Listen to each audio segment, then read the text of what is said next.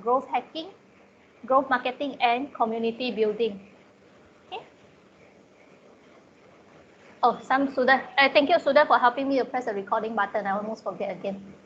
Okay, so I will pass the session to Mr. Feng.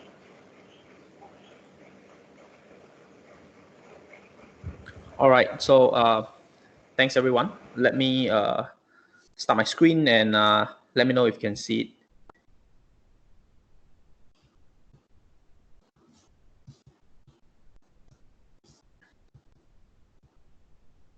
Are you able to see my screen?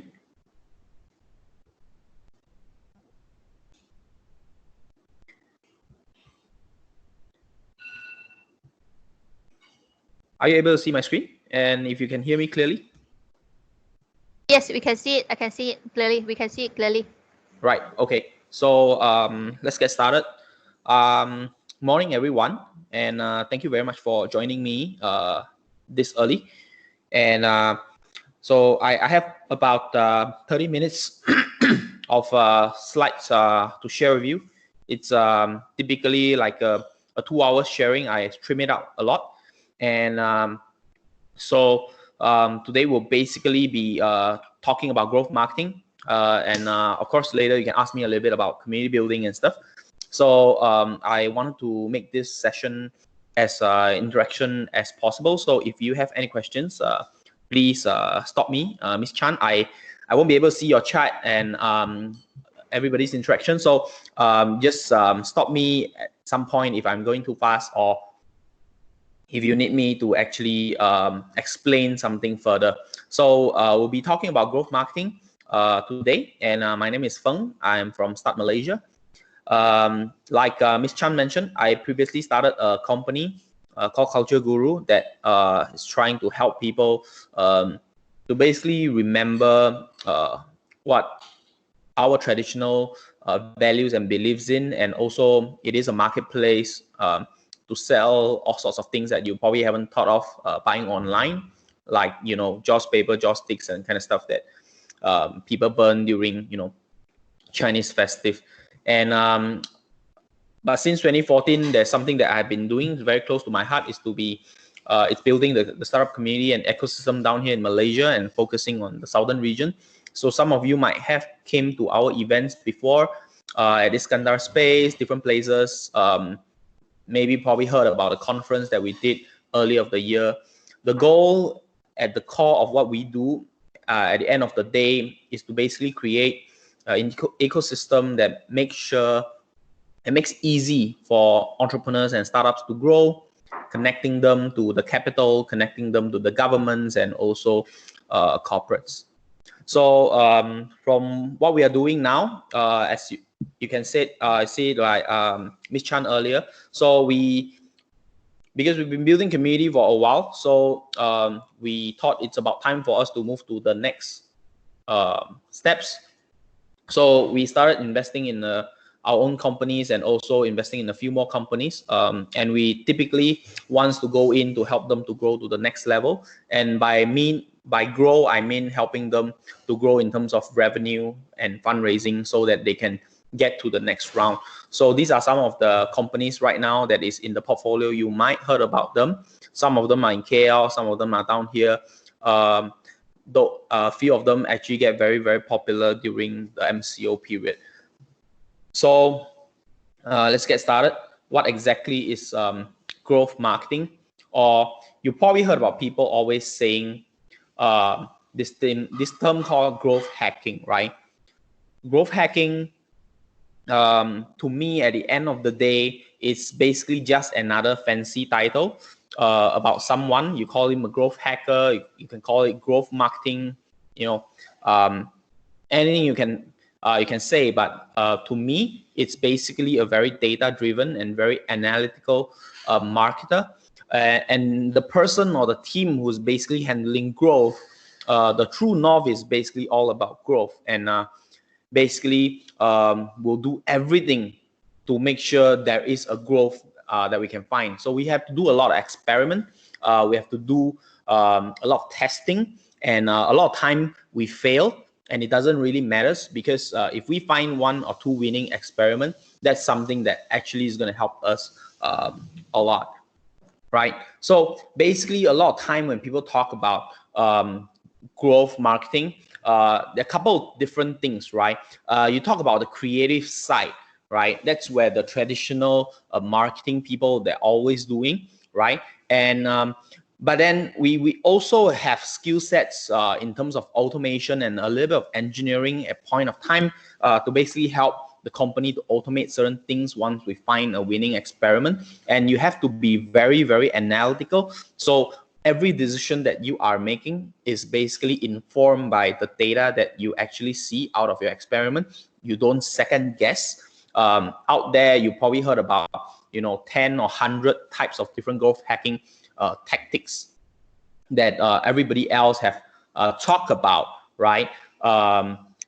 But then what we do is that we don't take it and we just apply it to the business and say, okay, that's all, my job is done. But what we did is we create a lot of experiment and see if it works. And if we combine all these things, that's where a growth marketer or growth hacker actually comes in, right?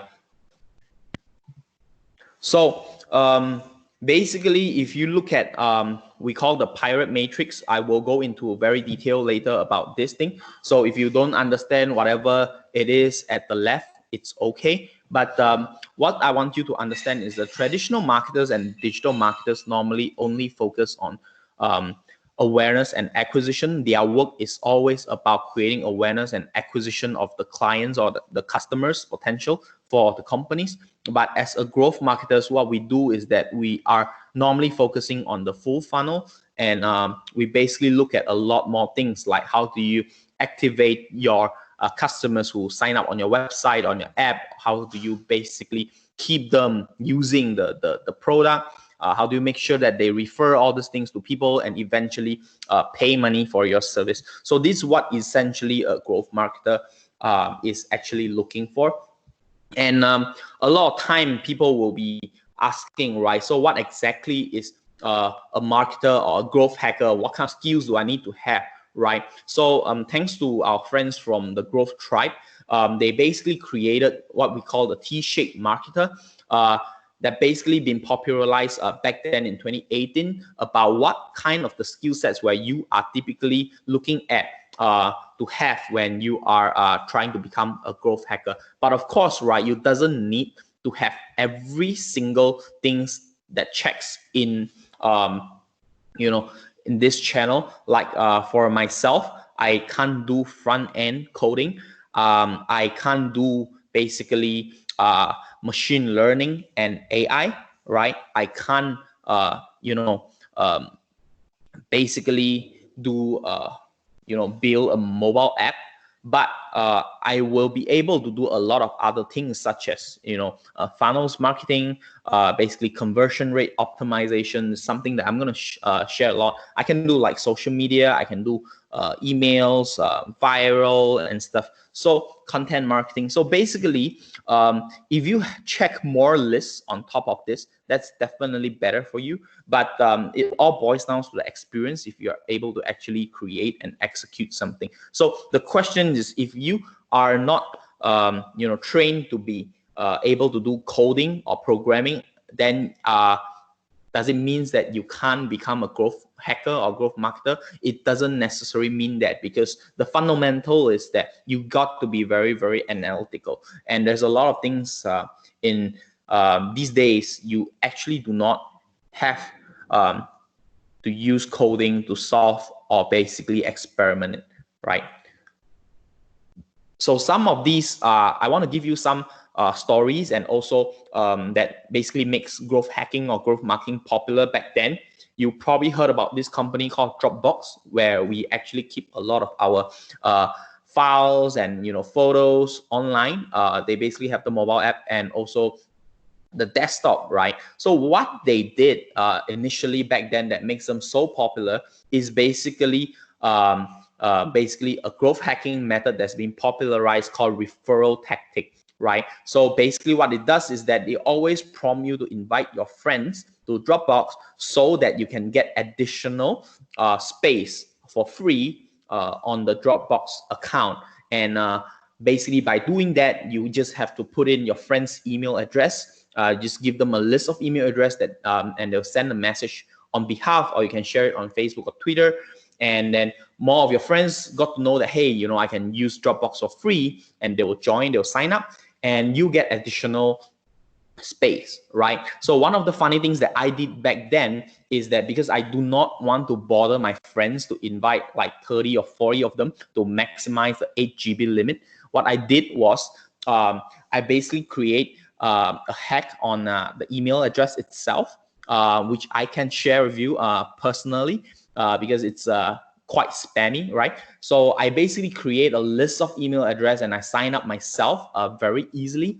And Dropbox thought that I invite a lot of friends and they give me all up to 8 GB. So that's what happens with Dropbox referral. And even that they can growth hack, you can still growth hack them. You know, you can still hack them as well. But there's also another company that's also super popular. Some of you, when you first started on internet, I do not know if you started with like Gmail or you know, something else. But when I first started, we are all using Hotmail. It's from MSN. And what MSN will do is basically also the same thing on the growth hacking, is that they will basically add this one line at the bottom of every single email in the signature that you won't realize. And they'll give it to you for free, right? So what happens is that when you send an email to a friend, they will see this, you know, PS, I love you, get your free email at Hotmail at the bottom, and basically you just have to click the link and you can sign up for a free email address. So at that point of time, we don't really have like Gmail and all sorts of things like we have right now. So basically it became so popular, and then eventually Hotmail achieved you know, what we call an exponential growth at within about 1 year or 8 months time. So these two are basically the referral tactics that people use to growth hack. But I wanted to share with you other things, because it's not just about referral. You may heard about this company called Dollar Shave Club. If you don't know about them, they got very, very popular 4 years ago. Go to check out on their YouTube video. What they did was they created a viral video that actually went on to receive like close to 4 or 5 million views within the first couple months when they launched, and they built eventually a 20 million company within 2 years time. So what they're actually selling is basically your shaving blades. It's like the Gillette that we are all using for guys, right?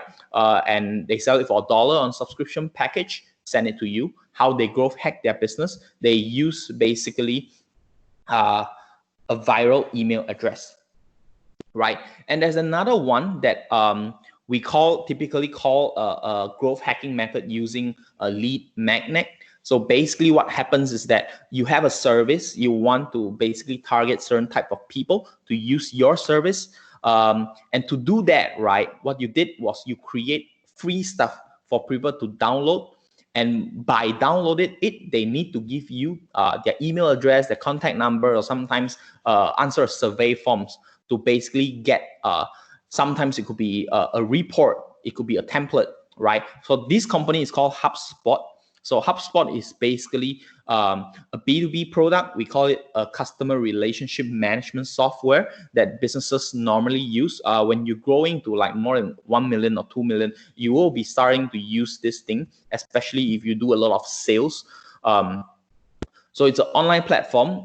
They are super expensive, but how they did and basically build trust with a lot of us entrepreneurs is that, okay, I want to target entrepreneurs at a certain stage, and by understanding which stage they are, okay, I am an entrepreneur that I'm probably doing 1 million, 2 million. What are things that I probably need? Okay, you probably need a lot of contracts that you need to draft, like, you know, you need to hire employees, or you need to fire someone from your company. You are signing a contract with customers, you need to draft contracts. And a lot of time, new businesses, they're trying to find loopholes, they're trying to save money, and they do not want to go to a lawyer and get it properly drafted, which sometimes eventually gets them, you know, bites them at the back and costs them big trouble. But, you know, a lot of people, even me, when I first started, you know, we just didn't have enough money to really hire a proper lawyer to get it all drafted. So what we did is we go online and we find all these templates for free.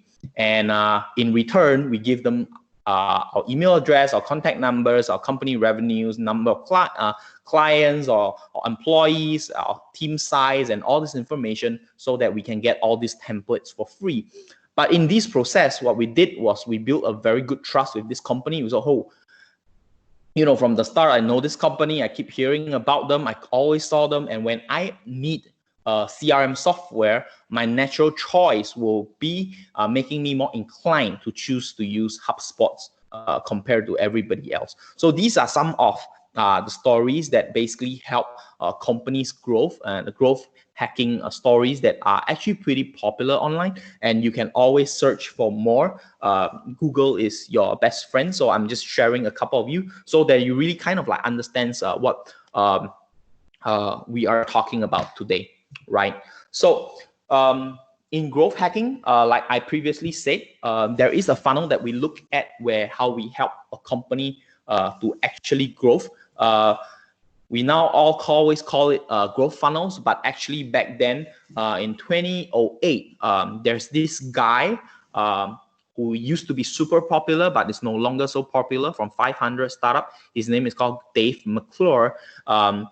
He basically created this thing called the Pirate Matrix, right? And what I'm sharing with you is an evolved version of it. It used to be, you know, AARRR, but nowadays we have 3 A's and 3 R's. So I'm going to explain one by one, but you can see what I can tell you is that the first 2 funnel that we are talking about, think of it, you know, like a funnel that you have at home, you know, where you used to actually, you know, you put water in on top. There is a lot of things up there, but then when it comes down, then there'll be lesser and lesser, right? So the first 2 funnel is basically on traffic source, which I mentioned to you earlier. It's normally always focused by the traditional marketers or the digital marketers. But then when it comes down to the rest of the funnel, when it is really a lot of internal company focus, we're talking about more data-driven approach to the marketing, and also a conversion rate optimization in every single steps on this. So let's dive into what exactly is an AARRR.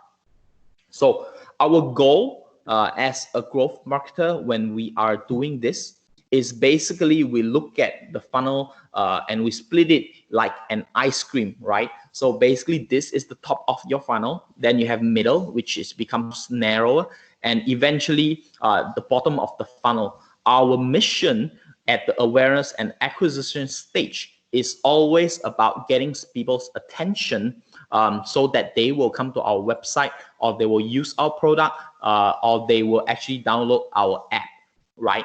So then when it comes to activation and retention, what we want to do is basically nurture them and get them ready and to learn how to properly use our product and eventually stay using. You know, if you take out your mobile phone right now, your iPhone, your Huawei, or whatever phone you have, right, your Samsung, you probably realize there is a lot of apps that you previously download, and there's probably, you know, more than 40 days or 60 days you never turn on certain apps, right? And what we as a growth marketer always want to use is to make sure that you keep using the app, you keep turning on, you keep find a very good use case to keep coming back to it. And eventually at the bottom of the funnel, which is the end of the ice cream where you normally got your chocolate dip, what we normally want to do is that we want them to use our service properly and eventually pay for the products that we are creating. So if you want to do growth, if you want to do marketing in a very analytical way, this is how you basically want to split it, right? A simple way of explaining this to you, for example, I can give you is that if you are running an e-commerce company, let's say that you are running an e-commerce company that is selling ice cream, right?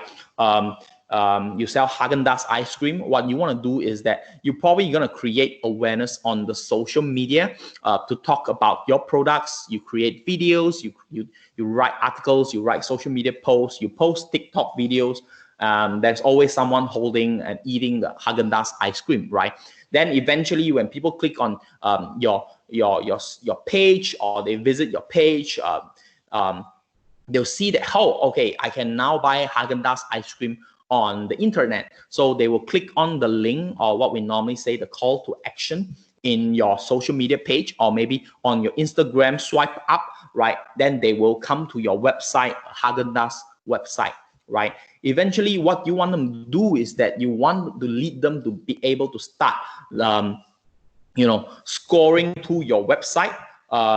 You will want them to keep coming back to your website, or basically flip to a few more pages. So you will show them different products, different choice of variety. And then sometimes you will basically say, hey, a pop-up and say, hey, give me 10% your email address, and I will email you a 10% promo code. So all these things are activation that you want to actually get them to basically create a connection with you to start the first purchase. And eventually, if that person start to buy product and check out on your website, what you can do is that you can also send an email and ask them, hey, do you have a friend? And if you refer a friend to purchase a pint of ice cream from us, you will get another pint of ice cream for free delivered to you. And then you say, okay, this is a good deal, and I'm going to introduce my friend. So this is how essentially the whole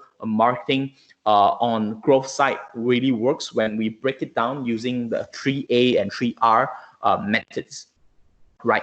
So the questions that we are always asking on the awareness side is basically, all your goal at the end of the day when you are doing anything in your experiment or your action is that, how do you create buzz? How do you make people find you on the internet? Because now it's all about competition for the attention. If you can get more attention, you can pour more water into your funnel at the top. Once people find out about you, you want to make sure that you do is, how do you make people sign up? How do you make them give you their email, their contact number, right, their credit card details, right?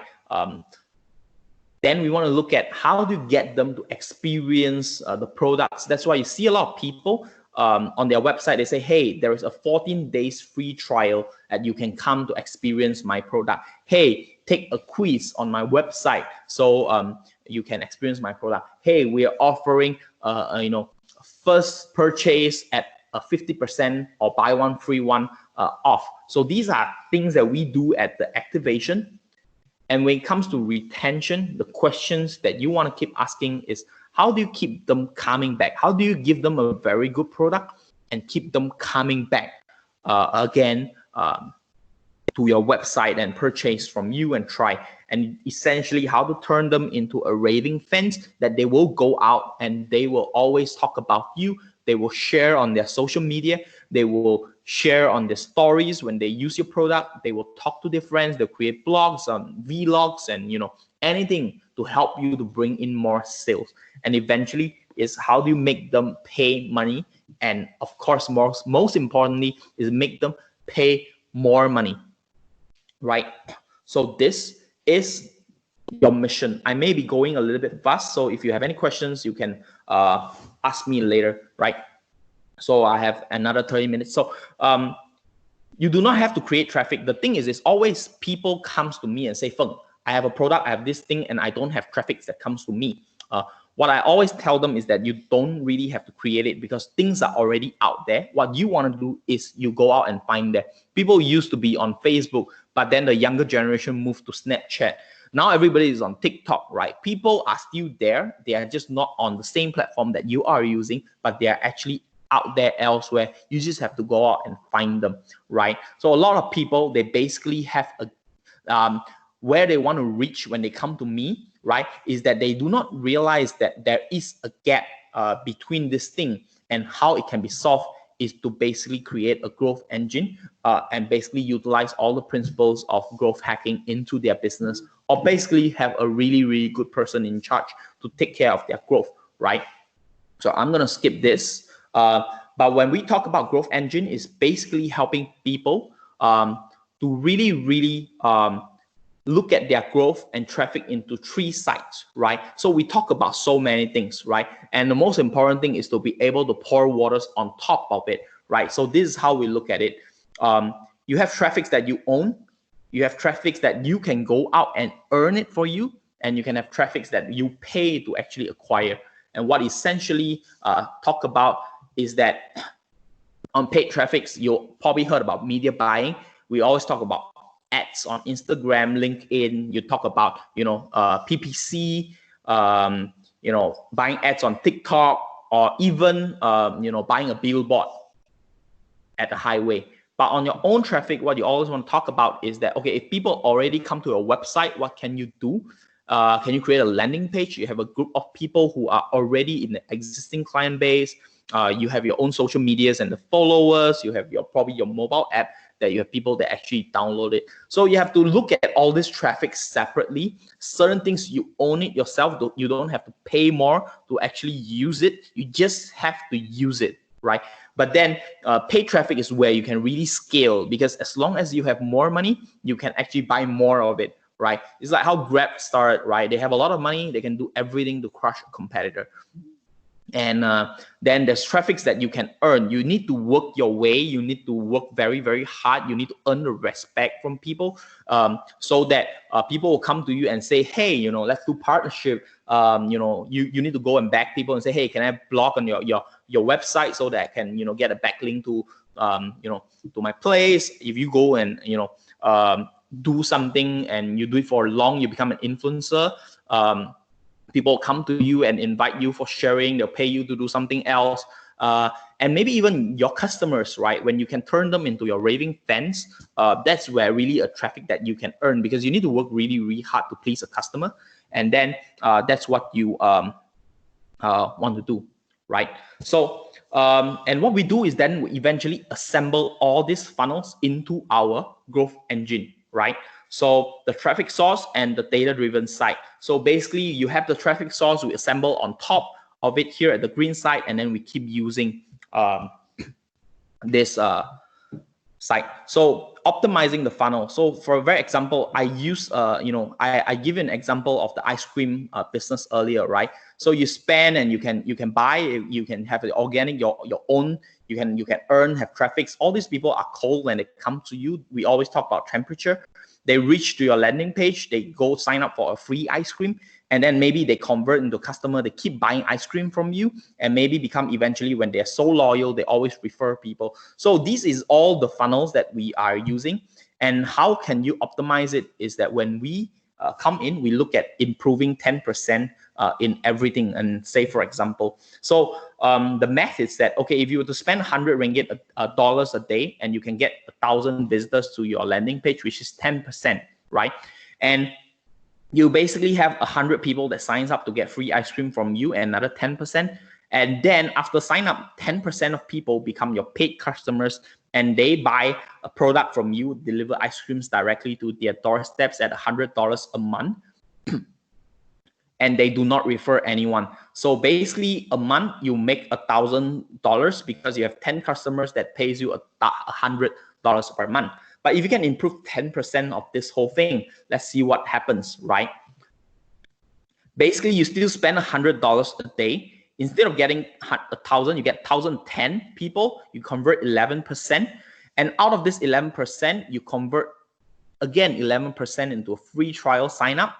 And you get 13 of them, because it's another 11% of this to become a paid customers that pays you $110. So you can just improve 10% in all these things and make sure that all of these 13 people, they refer one person to come back to do a free trial. You are basically getting $1,430 MR. So basically what we're talking about is basically a 40% improvement in terms of your whole revenue. So that's how we talk about growth, right? So I'm going to skip this on growth matrix, North Star matrix. I will talk about a quick case studies that you can understand because I don't have much time left. I saw some questions coming in. Thank you for the questions. Keep it coming. Right, there's a case studies on a coffee delivery company that we are working on. Yes, it's Juice Coffee. And so basically, when we go into the business, we help them to map out their growth engine. We look at what exactly they have, their mobile app, the people that subscribe, the existing customers, the followers. Something that we did is we actually look at the name cards that all the founders have. They have all the name cards of people around, and I'll tell you what we are using it later. And basically, because they downloaded our mobile app, we can push notification. We have their contact details. We always email them, right? And we always buy ads on social media to basically acquire people and do remarketing. We buy Google ads. And also, when we are paying rental at a very expensive mall, we are actually paying the money, not for the rental of the space itself, but I look at it as a traffic, because people visit malls, and then for the amount of money that you pay as a rental, you always get the people coming in for free, right? And eventually, of course, is the earned traffic. How do you turn people who likes our products, who buy one time, two times, into raving fans that buy every single day? How do you create partnerships that do a lot of crossover with other brands and platforms? And how do you use key opinion leaders to actually build the business? So what we did is that we get in and we map out their whole growth engine, and we basically look at what they really have right now. So when we get in, they have social media, they have a mobile app. So on social media, on the ads, you saw the coffee product, and you basically download the mobile app, you use the product, and you basically go to the physical stores to pick up, or you basically get the coffee delivered to you. So when we come in, what we did is we optimized this whole thing, right? We created a landing page. Because instead of using social media to convert you to make sure that you download an app, it is actually very tedious and very competitive, and it's very expensive. What we go in is that, okay, we're going to use buy one, free one tactic. So instead of paying for one coffee, you get two coffee for price of one. And a lot of people actually really like it. So we funnel all of them into visiting this landing page, and they give us their email address and contact numbers. Then they will download the mobile app and receive the buy one free one voucher, which they previously do not have. And by having their email address and contact number, I can always email them, right? So during MCO, the biggest problem is that there's companies, this company have probably about 2 outlets in KL, right? So there's only a limit of people that you can actually serve in KL, because you can only deliver within a couple kilometers within your outlet. So as a coffee shop, you can only use your app, your Foodpanda, your GrabFood, and all these things. But what we did is that we actually coined our partnership for them, and they open up 3 more outlets with another brand that using space that they do not use. And because during MCO, business is really, really bad. So we actually went in and ran a space from them and say, hey, since your business is not doing very well, we'll come in, we'll use your space, we'll pay you money. So by doing that, we expanded our reach, we leverage on their social media, and we actually do more revenue. Then what we go in is that we start to optimize every single thing. How do we convert more on social media? How do we make people share more of our products? How do we convert more on this landing page? Instead of 20%, how do we convert 40%, right? How do we make sure that 30% of people download our mobile app become 40% of people that download our mobile app?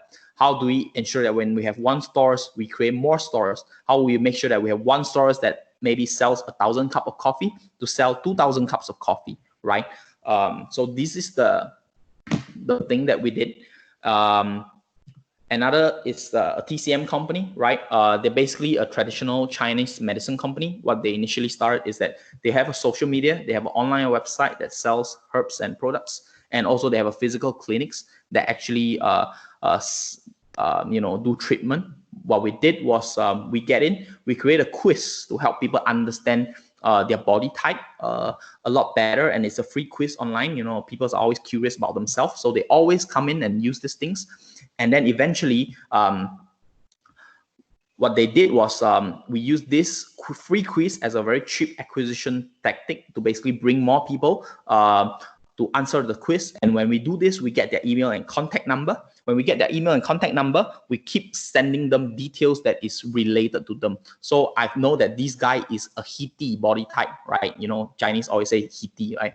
So you have a Hittite body type. So I always send you items that is related to Hittite person and body type, so that you will buy from me more. And that's one thing that we did. Is a very, very cheap method to actually acquire customers and get detail. And then the second thing is that during MCO, this company could not open up their clinics because people can't actually go out, but there's still need for people who wants to get to know their body a lot more. So we use telemedicine. You just have to, we automate it. We create a process where you basically get a free telemedicine consultation. Again, we make you answer the quiz. We make you a call. Even though it's free, right? You got consultation for free, but at the end of the telemedicine, we always upsell you, hey, you need to buy this medicine, right? Then people convert and they buy medicines. So eventually it saved the company. So basically, this is something else that I did during the MCO. We have 12 days to create a virtual conference.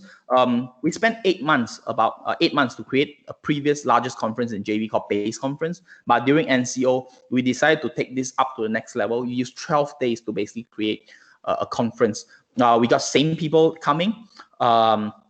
We have less speakers, of course. So how we basically do is that we want to use 12 days, including creating content, executing marketing, finding sponsors. And eventually what we get is about 942 people that actually comes. You can see this is the event date. This is where a lot of people sign up and they come to the event, and this is how they share. So what are the things that we do to actually growth hack this? Is basically we created a Facebook post and we say we are giving out 1,000 free tickets for people to sign up. And all they need to do is basically, tag 3 of their friends who are doing business in the comments area and share this post. And then we will actually use a bot to actually give them the free tickets. But the cool thing about this is that the moment I give them a free ticket and they sign up and give me the email address, I lead them to something else, which is a page like this, and say, hey, a virtual conference you can only watch for 24 hours that day.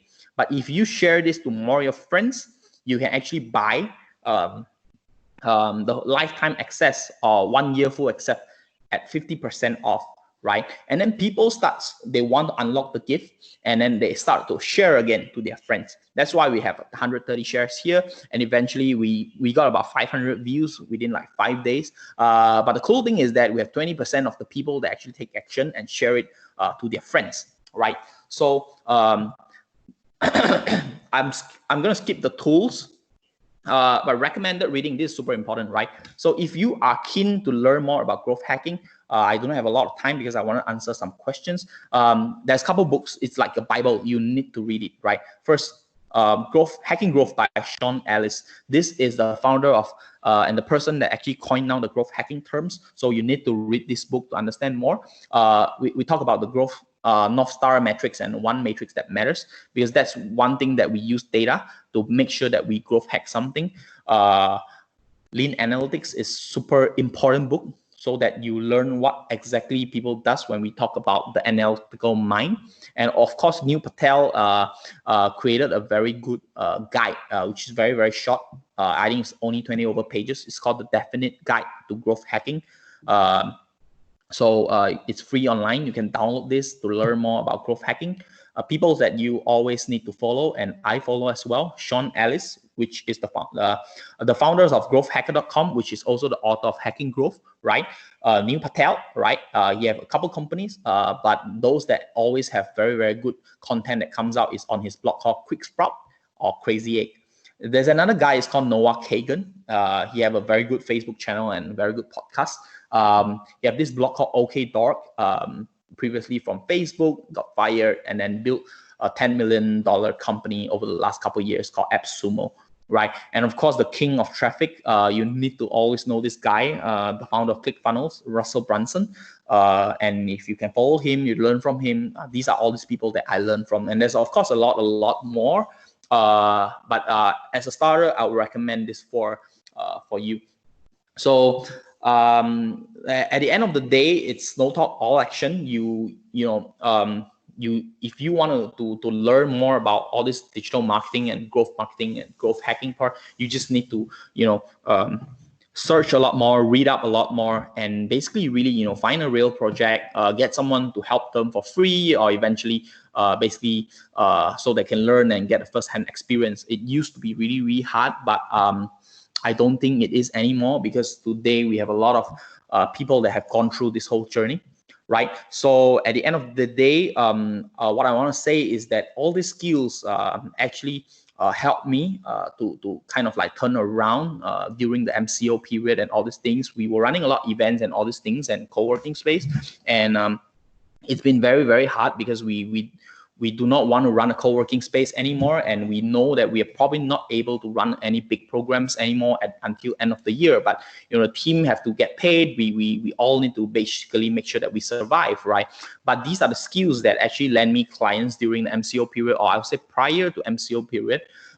That they are paying us, each of us, at least each company about $100,000 a year and a percentage of equity in their company. And this is what Ms. Chan is talking about in terms of the venture building. At the end of the day, what we want to do is to make sure that we are part of their growth and we help them to grow, right?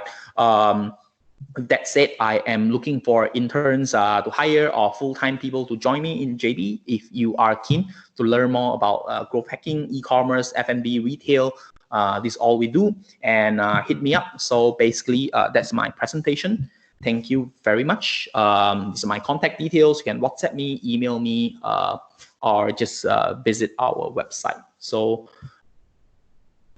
this is much about it. I'm sorry, I have to skip a lot of things because I realize my slides is still too long. But yeah, if you have any questions, I am happy to answer. I think I saw some questions from Ms. Chan earlier.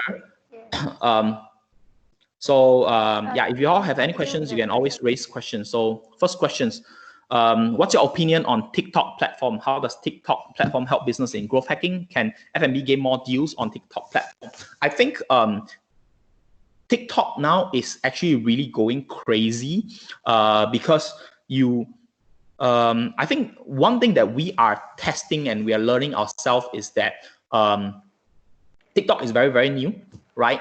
We are starting to test running ads on TikTok for the moment. We do not know how well it works. I can be very, very honest. But I think it's a huge opportunity because actually the truth is we realize it is not just young people are up there at the TikTok platform. We see a lot of mature audience are also on the TikTok platform, and probably this whole user behavior had changed over the MCO period. But I think, the way on TikTok is that it can be very funny. It can be very casual user-generated content. You don't have to spend a lot of money to create a very professional videos and something, and people will still accept it. So if you ask me, I think it's definitely worth trying out, but you have to be very wary about the audience that you are reaching. You got to use the right hashtag. This is what I would to say. Then this is about TikTok, right? What is paid traffic other than Facebook and Instagram ads? So Joel, Matthew, thanks for the questions. Instagram ads, Facebook ads, something is a paid traffic. Paid traffic is basically something that you have to pay to get people to saw you. Like I mentioned earlier, right? Like rental. If I rent maybe a shop inside Mid Valley South Key, right? And I know there's a lot of people going to Mid Valley South Key. So I'm, let's say, paying 10,000 ringgit monthly rental a month, right? But I know, right, Mid Valley South Key is the mall with the most people. So all these people that comes to the mall, they will saw my outlet, they will come visit my outlet, they'll come inside and check out stuff. So all these are traffic, right? To me, this is also a paid traffic coming from a marketer point of view. But if you look at it, right, people run ads on TV, right? You have all these commercials at TV by Dettol, by Petronas, and all these things. These are also paid traffic. But you can also consider sometimes KOL a paid traffic. Imagine if you were to pay Ling Yan, or if you had to pay maybe Yuna, you have to pay maybe I would say who's someone that's famous around here, name we, right? To basically talk about you or invite you to a live stream online, right? You have to pay them. They don't always open up for free. So all these are paid traffics. When you pay money and when you have more money and it can scale, that's what we call paid traffics, right? I hope that answers. It's like Facebook, right? You can run ads for $100 a day, and if you see that working, you can spend $1,000 or $2,000 or $10,000 on the same ad to actually bring in more traffic, and it can scale. So the most important thing is it can scale, right?